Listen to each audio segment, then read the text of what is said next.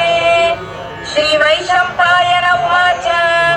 श्रुत्वा धर्मानशेषेण पावनानि च सर्वशः युधिष्ठिरः शान्तनवं पुनरेवाभ्यभाषत। युधिष्ठिर उवाच किमेकं दैवतं लोके किं वाप्येकं परायणम् स्तुवन्तः कङ्कमर्चन्तः प्राप्नुयुर्मानवा शुभम् को धर्मः सर्वधर्माणां भवतः परमो मतः किं जपन्मुच्यते जन्तुर्जन्म संसारबन्धनात्। श्रीभीष्म उवाच जगत्प्रभुं देवदेवमनन्तं पुरुषोत्तमम् स्तुवन्नाम सहस्रेण पुरुषः सततोत्थितः तमेव चार्चयन् नित्यं भक्त्या पुरुषमव्ययम् ध्यायन् स्तुवन् नमस्यं च यजमानस्तमेव च अनादिनिधनं विष्णुं सर्वलोकमहेश्वरम् लोकाध्यक्षं स्तुवन् नित्यं सर्वदुःखातिको भवेत्। ब्रह्मण्यं सर्वधर्मज्ञं लोकानां कीर्तिवर्धनम् लोकनाथं महद्भूतं सर्वभूतभवोद्भवम् एष मे सर्वधर्माणां धर्मोऽधिकतमो मतः यद्भक्त्या पुण्डरीकाक्षं स्तवैरच्चेन्नरः सदा परमं यो महत्तेजः परमं यो महत्तपः परमं यो महद्ब्रह्म परमं यः परायणम् पवित्राणां पवित्रं यो मङ्गलानां च मङ्गलम् दैवतं देवतानां च भूतानां यो व्ययः यतः सर्वाणि भूतानि भवन्त्यादियुगागमे यस्मिंश्च प्रलयं यान्ति पुनरेव युगक्षये तस्य लोकप्रधानस्य जगन्नाथस्य भूपते विष्णोर्नाम सहस्रं मे शृणु पापभयापहम् यानि नामानि गौणानि विख्यातानि महात्मनः ऋषिभिः परिगीतानि तानि वक्ष्यामि भूतये। ऋषिर्नाम्नां सहस्रस्य वेदव्यासो महामुनिः छन्दोनुष्टुप् तथा देवो भगवान् देवकीसुतः अमृतां शुद्धवो बीजं शक्तिर्देवकीनन्दनः त्रिसामाहृदयं तस्य शान्त्यर्थे विनियुज्यते विष्णुं जिष्णुं महाविष्णुं प्रभविष्णुं महेश्वरम् अनेकरूपदैक्यान्तं नमामि पुरुषोत्तमम्। अस्य श्रीविष्णोर्दिव्यसहस्रनामस्तोत्रमहामन्त्रस्य श्रीवेदव्यासो भगवान् ऋषिः अनुष्टुप्छन्दः श्रीमहाविष्णुः परमात्मा श्रीमन्नारायणो देवता अमृतां शुद्धवो भानुरिति बीजम् देवकीनन्दनसृष्टेति शक्तिः उद्भवः क्षोभनो देव इति परमो मन्त्रः शङ्खबृन्नन्दकी चक्रीति कीलकम् शार्ङ्गधन्वा गदाधर इत्यस्त्रम् रथाङ्गपाणिरक्षोभ्य इति नेत्रम् त्रिसामासामरः सामेति कवचम् आनन्दं परब्रह्मेति योनिः ऋतुः सुदर्शनकार इति दिग्बन्धः श्रीविश्वरूप इति ध्यानम् श्रीमहाविष्णुप्रीत्यर्थे सहस्रनाम जपे विनियोगः। क्षीरोदन्वत्प्रदेशे शुचिमणिविलसत्सैकते मौक्तिकानां मालातृप्तासनस्थस्फटिकमणिनिभैर्मौक्तिकैर्मण्डिताङ्गः शुभ्रैरभ्रैरभ्रैरुपरि विरचितैर्मुक्तपीयूषवर्षैः आनन्देन पुनीयादरिनरिन गदा शङ्खपाणिर्मुकुन्दः भुः पादं यस्य नाभिर्वियदसुरनिलश्चन्द्रसूर्यौ च नेत्रे कर्णावाशा शिरोद्यौ मुखमपि दहनो यस्य वास्तेयमब्धिः अन्तस्थं यस्य विश्वं सुरनरखगो भोगि गन्धर्वदैत्यैः चित्तं रम्यते तं त्रिभुवनवपुषं विष्णुमीशं नमामि। ॐ नमो भगवते वासुदेवाय। शान्ताकारं भुजगशयनं पद्मनाभं सुरेशं विश्वाधारं गगनसदृशं मेघवर्णं शुभाङ्गं लक्ष्मीकान्तं कमलनयनं योगिहृध्यानगम्यं वन्दे विष्णुं भवभयहरं सर्वलोकैकनाथं मेघश्यामं पीतकौशेयवासं श्रीवत्साङ्कं कौस्तुभोद्भासिताङ्गं पुण्यं वेदं पुण्डरीकाय दाक्षं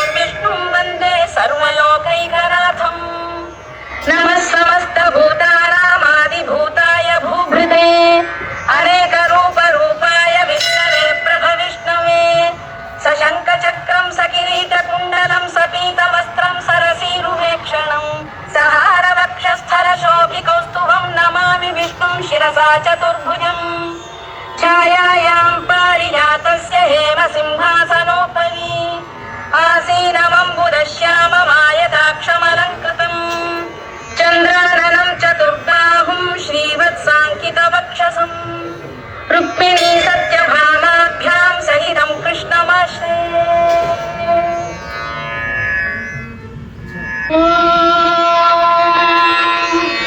विश्वं विष्णुर्वषत्कारो भूतभव्यभवत्प्रभुः भूतभृद्भावो भूतात्मा भूतभावनः भूतात्मा परमात्मा च मुक्तानां परमागतिः अव्ययः पुरुषः साक्षी क्षेत्रज्ञोऽक्षर एव च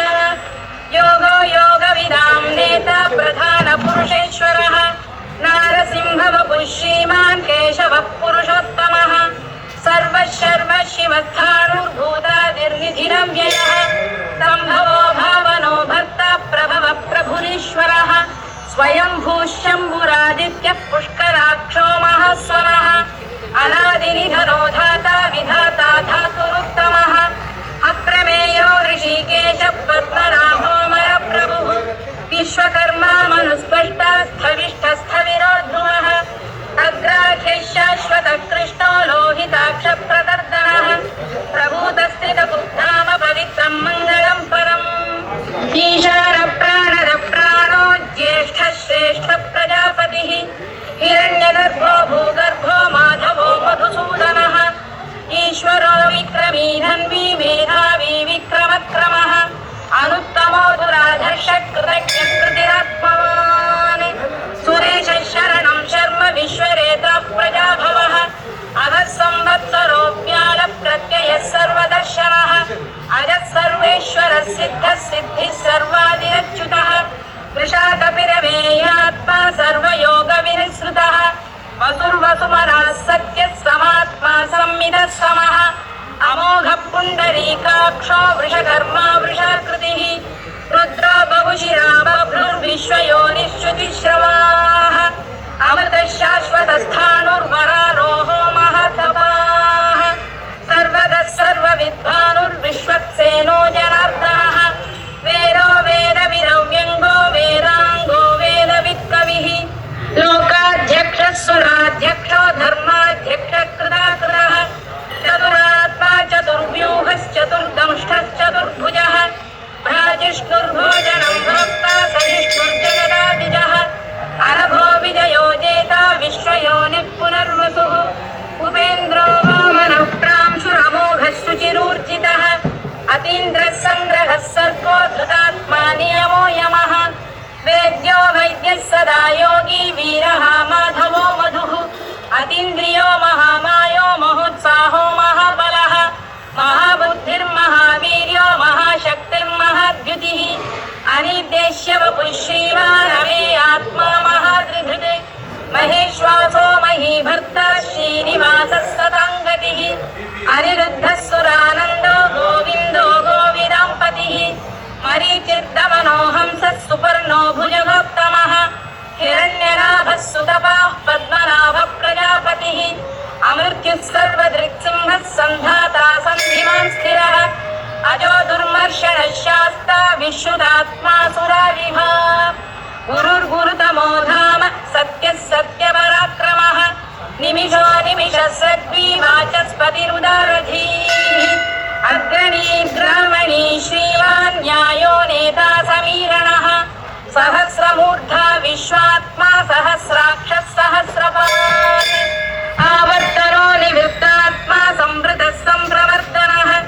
अधः संवर्तको वह्निरहिरो धरणीधरः सुप्रसादप्रसन्नात्मा विश्वधृक् विश्वभुग्विभुः सत्कर्ता सत्कृतः साधुर्जन्मुर्नारायणो नरः असङ्ख्येयो प्रमेयात्मा विशिष्टः शिष्टकृच्छुचिः सिद्धार्थः सिद्धसङ्कल्पः सिद्धिदः सिद्धिसाधनः वृषाही वृषभो विष्णुर्वृषपर्वा वृषोदरः वर्धनो वर्धमानश्च विविक्तः श्रुतिसागरः सुभुजो दुर्धरो वाग्मी महेन्द्रो वसुदो वसुः नैकरूपो बृहद्रूपः शिपिविष्टप्रकाशनः ओजस्तेजोऽब्जुदिनरप्रकाशात्मा प्रतापनः ऋद्धस्प स्पष्टाक्षरो मन्त्रश्चन्द्रांशुर्भास्करद्युतिः अमृतांशुद्भवो भानुः शशबिन्दुः सुरेश्वरः औषधं जगतः सेतुः सत्यधर्मपराक्रमः भूतभव्य भवन्नाथः पवनः पावनो नरः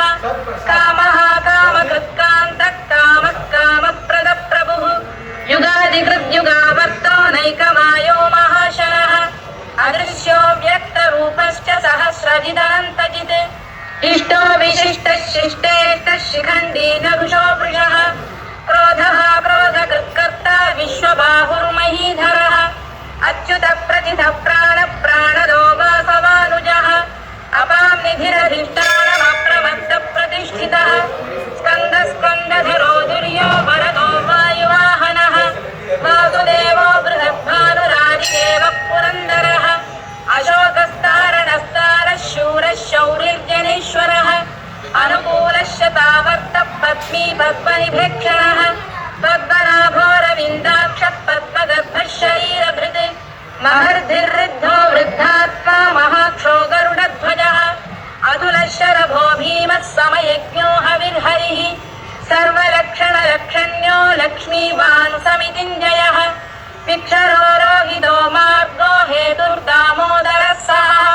महीधरो महाभागो वेगवानमिताशनः उद्भवः क्षोभणो देवः श्रीगर्भः परमेश्वरः कारणं कारणं कर्ता विकर्ता गहनो गुहः व्यवसायो व्यवस्थानः संस्थानस्थानदो ध्रुवः परधित्परमस्पष्टः तुष्टः पुष्टः शुभेक्षणः रामो विरामो विरतो मार्गो नेयोनयोनयः वीरः शक्तिमतां श्रेष्ठो धर्मो धर्मविदुत्तमः वैकुण्ठः पुरुषः प्राणदः प्रणवपृतुः हिरण्यगर्भः शत्रुघ्नो व्याप्तो वायुरधोक्षजः ऋतुः सुदर्शनकारः परमेष्ठी परिग्रहः उग्रः संवत्सरो दक्षो विश्रामो विश्वदक्षिणः विस्तारस्थावरस्थाणुः प्रमाणं बीजमव्ययम् अर्थानर्थो महाकोशो महाभोगो महाधरः अनिर्विण्णस्थविष्ठो भूर्धर्मयूपो महामखः नक्षत्रनेमिर्नक्षत्री क्षमः क्षामः समीहनः यज्ञयज्ञो महेज्ञश्च क्रतुः सत्रं सदाङ्गतिः सर्वदर्शी विमुक्तात्मा सर्वज्ञो ज्ञानमुत्तमम् सुहृदः सुमुखः सूक्ष्मः सुघोषः सुखदः सुहृदे मनोहरोजितक्रोधो वीरबाहुर्विदारणः स्वापनः स्ववशो व्यापी नैकात्मानैककर्मकृत् वत्सरो वत्सी रत्नगर्भोधनीश्वरः धर्मकृद्धर्मी सदसक्षरमक्षरम् अविज्ञाता सहस्रांशुर्विधाता कृतरक्षणः गभस्तिनेमिः सप्तः सिंहो भूतमहेश्वरः आदिदेवो महादेवो देवेशो देवभृत्कुरुः उत्तरो गोपतिर्गोप्ता ज्ञानगम्यः पुरातनः शरीरभूतभृद्भोक्ता कवीन्द्रो भूरि दक्षिणः सोमपोमृतपः सोमः पुरुजिः कुरुदत्तमः विनयो जयः सत्यसन्धो दाशार्हः सात्वतां पतिः जीवो विनयिता साक्षी मुकुन्दो विदविक्रमः अम्भोनिधिरनन्तात्मा महोदधिशयोऽन्तकः अजो महार्घः स्वाभाव्यो गिरामित्रप्रमोदनः आनन्दो नन्दनो नन्दः सत्यधर्मात्रिविक्रमः महर्षिकपिलाचार्यः कृतज्ञो मेदिनीपतिः कृपणस्कृतशाध्यक्षो महाशृङ्गकृतान्तकृत् महावराहो गोविन्दः सुषेणकरकाङ्गनी दूष्यो गभीरो गहनो गुप्तश्चक्रगदाधरः मेधास्वाङ्गोजितकृष्णो दृढः सङ्कर्षणोच्युतः वरुणो वारुणो वृक्षः पुष्कराक्षो महामनाः भगवान् भगहानन्दी वनमाली हलायुधः आदित्यो ज्योतिरादित्यः सहिष्णुर्गतिसप्तमः सुधन्वाखण्डपरशुर्दारुणोद्रविणप्रदः दिवस्पृक्सर्वदृक्व्यासो वाचस्पतिरयो निजः त्रिसामासामकः सामनिर्वाणं भेषजं भिषज सन्न्यासकृच्छमः शान्त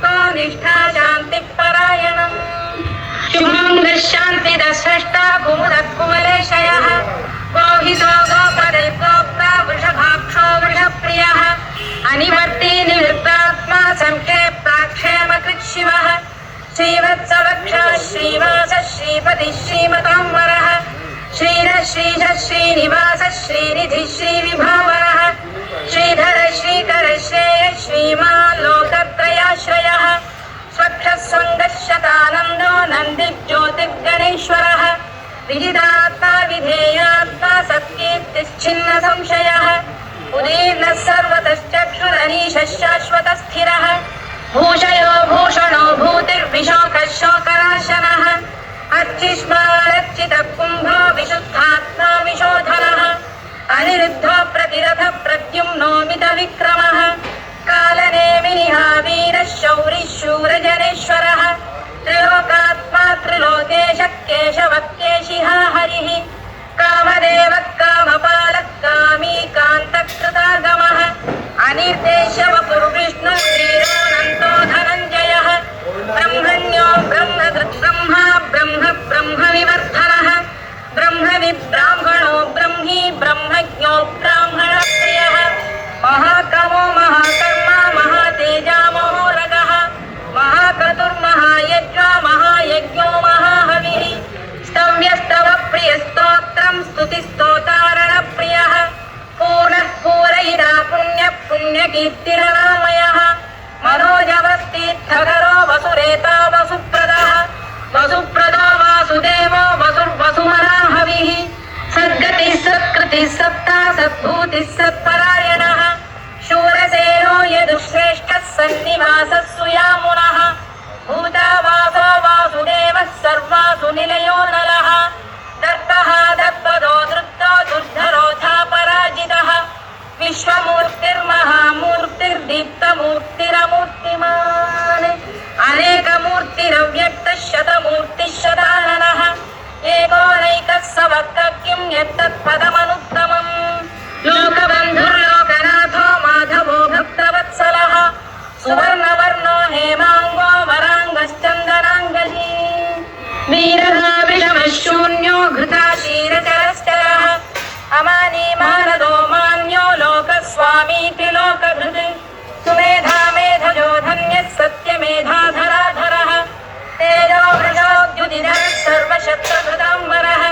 प्रग्रहो निग्रहो व्यग्रो नैकशृङ्गो गदाग्रजः चतुर्मूर्तिश्चतुर्बाहुश्चतुर्व्यूहश्चतुर्गतिः चतुरात्मा चतुर्भावश्चतुर्वेदविदेकपात् समावर्तो निवृत्तात्मा दुर्जयो दुरतिक्रमः दुर्लभो दुर्गमो दुर्गा दुरावासो दुरारिः शुभङ्गो लोकसारङ्गः स्तुतं तुष्टन्तु वर्धनः इन्द्रकर्मा महाकर्मा कृतकर्मा कृतागमः उद्भवः सुन्दरः सुन्दो रत्ननाभः सुलोचनः अर्को वाजसनः शृङ्गी जयन्तः सर्वविजयी सुवर्णबिन्दुरक्षोभ्यः सर्ववागीश्वरेश्वरः महाह्रदो महागर्तो महाभूतो महानिधिः कुमुदकुन्दरकुन्दः पर्जन्यः पावनो निलः अमृताशोऽमृतवपुः सर्वज्ञः सर्वतोमुखः सुलभः सुव्रतः सिद्धः शत्रुजिच्छत्रुतापनः न्यग्रोधोदुम्बरोष्टश्चाणूरान्ध्रनिषूदनः सहस्रार्चिः सप्तजिह्वः सप्तैधा सप्तवाहनः अमूर्तिरनघोचिन्त्यो भयकृद्भयनाशनः अणुबृहत्कृशस्थूलो गुणभृन्निर्गुणो महान् अधृतस्वभृतस्वास्य प्राग्वंशो वंशवर्धनः धारभृत्कथितो योगी योगीशः सर्वकामदः आश्रमश्रवणः क्षामः सुवर्णो वायुवाहनः धनुर्धरो धनुर्वेदो दण्डो दमयिता दमः अपराजितः सर्वसहो नियन्ता नियमो यमः सत्त्ववान् सात्विकः सत्यः सत्यधर्मपरायणः अभिप्रायप्रियार्गोधप्रियकृत्प्रीतिवर्धनः विहाय सगजज्योतिः सुरुचिर्पुतभुग्विभुः रविर्विरोचनः सूर्यः सवितारविलोचनः अनन्तो हुतभुग्भोक्ता सुखदोनैकजोग्रजः अनिर्विण्णः सदामर्षी लोकाधिष्ठानमद्भुतः सनात् सनातनतमः कपिलः कपिरव्ययः स्वस्तिदः स्वस्तिकृत् स्वस्ति स्वस्ति भुक् स्वस्ति दक्षिणः अरौद्रः कुण्डली चक्री विक्रम्यूर्जितशासनः शब्दातिगः शब्दसः शिशिरः शर्वरीकरः अक्रूरप्रेशलो दक्षो दक्षिणः क्षमिणाम्बरः सिद्धोत्तमो वीतभयः पुण्यश्रवणकीर्तनः उत्तारणो दुष्कृतिः पुण्यो दुःस्वप्रनाशनः वीरः रक्षणः सन्तो जीवनपर्यवस्थितः अनन्तरूपोऽनन्तश्रीर्जितमन्युर्भयापहः चतुरश्रो गभीरात्मा विदिशोऽप्यादिशो दिशः अनादिर्भूर्भुवो लक्ष्मीः सुवीरो रुचिराङ्गदः जननो जनजन्मादिर्भीमो भीमपराक्रमः आधारनिलयो धाता पुष्पहास प्रजाकरः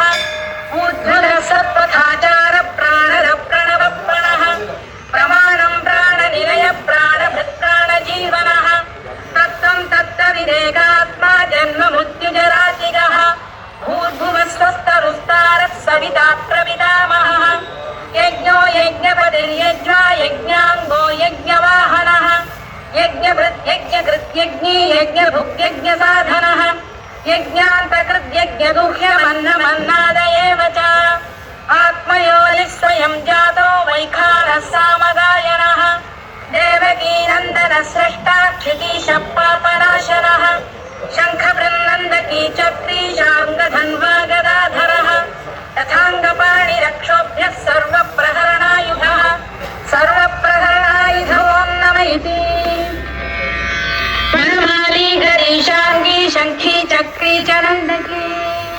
श्रीमान् नारायणो विष्णुर्वासुदेवोऽभिरक्षतु वनमाली गरीशाङ्गी शङ्खी चक्री च नन्दकी श्रीमान् नारायणो विष्णुर्वासुदेवोऽभिरक्षतु वनमाली गरीशाङ्गी शङ्खी चक्री च नन्दकी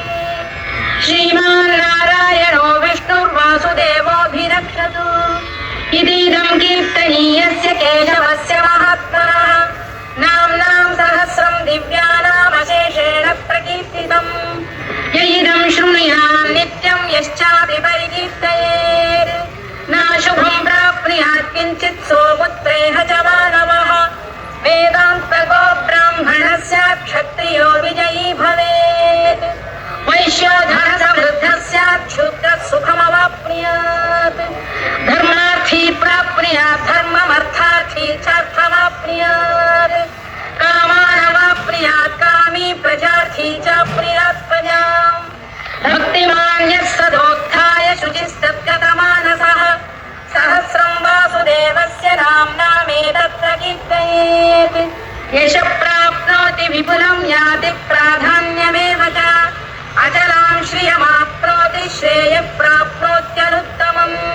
न भयं क्वचिदाप्नोति वीर्यं तेजश्च विन्दति भवत्यरोगोद्युगिमान् बलरूपगुणान्वितः रोगात्तो मुच्यते रोगात् बद्धो मुच्येत बन्धनात् भयान्मुच्येत भीतस्तु मुच्येतापन्न आपदः दुर्गाण्यतितरत्याशु पुरुषः पुरुषोत्तमम् सुवन्नाम सहस्रेण नित्यं भक्तिसमन्वितः वासुदेवाश्रयो मर्त्यो वासुदेवपरायणः सर्वपापविशुद्धात्मा याति ब्रह्म सनातनम् न वासुदेव भक्तानामशुभं विद्यते क्वचित् जन्म मृत्युजरा व्याधिभयं नैवोपजायते इमं स्तवमधीयानः श्रद्धा भक्तिसमन्वितः युज्येतात्मसुखक्षान्ति श्रीधृतिस्मृतिकीर्तिभिः न क्रोधो न मात्सर्यं न लोभो न शुभामतिः भवन्ति कृतपुण्यानां भक्तानां पुरुषोत्तमे द्यौसचन्द्रार्कनक्षत्राखं दिशो भूर्महोदभिः वासुदेवस्य वीर्येण विधृतानि महात्मनः ससुरासुरगन्धर्वं स यक्षोरगराक्षसम् जगत्पशेर्वर्ततेदं कृष्णस्य सचराचरम् इन्द्रियाणि मनोबुद्धिः सत्त्वं तेजोबलं धृतिः वासुदेवात्मकान्याहुः क्षेत्रं क्षेत्रज्ञ एव च सर्वागमानामाचार प्रथमं परिकल्पते आचार प्रभवो धर्मो धर्मस्य प्रभुरच्युतः ऋषयः पितरो देवा महाभूतानि धातवः जङ्गमा जङ्गमं चेदं जगन्नारायणोद्भवम् योगो ज्ञानं तथा साङ्ख्यं विद्या शिल्पादिकर्म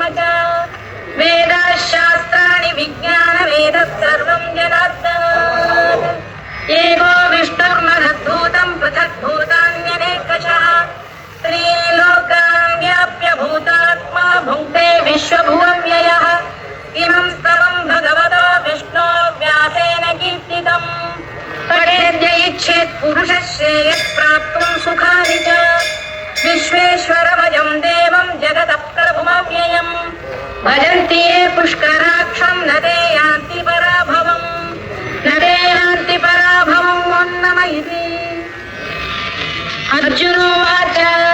पद्मपत्रविशालाक्ष पद्मनाभसुरोत्तम भक्तानामनुरक्तानां त्राता भव जनार्दन। श्रीभगवानुवाच यो मां नाम सहस्रेण स्तोतुमिच्छति पाण्डव सोऽहमेकेन श्लोकेन स्तुत एव न संशयः स्तुत एव न संशयो नम इति। व्यासोवाच वासनाद् वासुदेवस्य वासितं भुवनत्रयम् सर्वभूतनिवासोऽसि वासुदेव नमोऽस्तु ते वासुदेव नमोऽस्तु ते ॐ नम इति। पार्वत्युवाच केनोपायेन लघुना विष्णोर्नाम सहस्रकम् पठ्यते पण्डितैर्नित्यं श्रोतुमिच्छाम्यहं प्रभो। ईश्वरोवाच श्रीराम राम रामेति रमे रामे मनोरमे सहस्रनाम तत्तुल्यं राम नाम वरानने। श्रीराम राम रामेति रमे रामे मनोरमे सहस्रनाम तत्तुल्यं राम नाम वरानने। श्रीराम राम रामेति रमे रामे मनोरमे सहस्रनाम तत्तुल्यं राम नाम वरानने। राम नाम वराननमं नम इति। ब्रह्मोवाच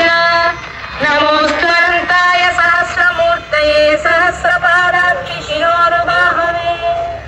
सहस्रनाम्ने पुरुषाय शाश्वते सहस्रकोटियुगधारिणे नमः सहस्रकोटियुगधारिणे नमः ॐ नम इति। सञ्जय उवाच यत्र योगेश्वर कृष्णो यत्र पार्थो धनुर्धरः तत्र श्रीविजयो भूतिर्ध्रुवा नीतिर्मतिर्मम। श्रीभगवानुवाच अनन्याश्चिन्तयन्तो मां ये जनाः पर्युपासते तेषां नित्याभियुक्तानां योगक्षेमं वहाम्यहम्। परित्राणाय साधूनां विनाशाय च दुष्कृतां धर्मसंस्थापनार्थाय सम्भवामि युगे युगे। आर्ता विषण्णाः शिथिलाश्च भीताः घोरेषु च व्याधिषु वर्तमानाः संकीर्त्य